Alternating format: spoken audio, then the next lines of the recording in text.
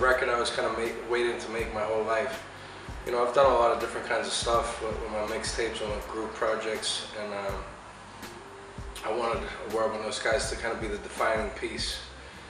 That really was kind of my story that spanned everything from religion and race and, you know, struggle and addiction, death and loss and stuff like that, and kind of put it all into one, into how that translated into hope.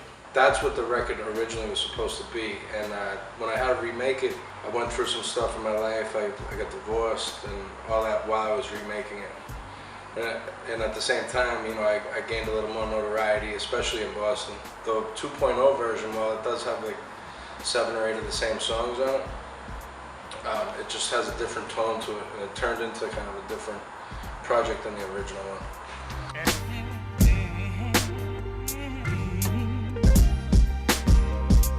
It's definitely a difficult city to gain success on notoriety in, because you put under, I mean, anytime you gain notoriety, obviously you put under a microscope, but especially in Boston. I don't know why that is really. For a big city, it's a small town. I think it's like the 6th biggest market in the United States. You would think it would be less colloquial, kind of. It's not though. You know, if it was just music on the level that I'm doing it, it wouldn't be as big of a deal. But I think the fact that I was in 2 major Boston movies, you know, millions and millions of people, everybody in Boston saw those movies, so I think that kind of puts me as more of a recognizable face, where it's not just hip-hop fans who know who I am now. Now it's like somebody's mother, or someone's uncle, or someone's cousin, and you know, it's typical with anybody who kind of gets a name off of movies or music. Like, you have people come out of the woodwork saying half-truths and lies about you, and it's like, it's almost entertaining, man. You have to have a thick skin. I think Edo G is a good example of that. I know that when he started blowing up in the early 90s, like, he went through a transitional period, and you have certain guys who moved out of there. I know Mark Wahlberg early on. I remember, just because I was a teenager at the time, I remember reading stuff and seeing stuff on the news every night. Like, he'd be getting in beefs every night at clubs and like smashing champagne bottles and stabbing people with them. And, you know, it's a unique city.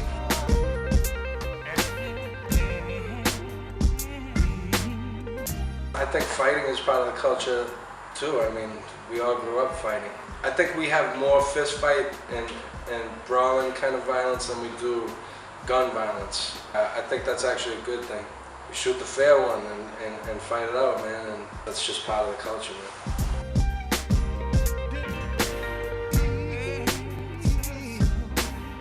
To me, Russia was the craziest place I've ever been, and because it seems like a different planet.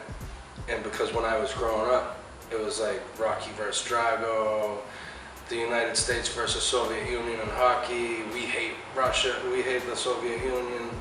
And then, you know, things have changed, obviously. The Cold War ended, and now I'm in Russia, and all these Russian kids are like, Slaine, you know, like, there's a billboard in Moscow with the Cogan on it, and the fans are like rushing our van, shaking the van. I'm like, wow, this is bananas.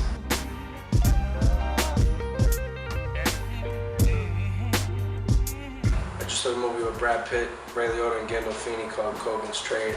I actually want even further than not playing just a Boston guy. I'm not gonna play gangsters and everything I do either. So, you know, I'm definitely gonna throw some curveballs in the next few years with acting roles, hopefully. And I'm writing and hopefully directing in the future.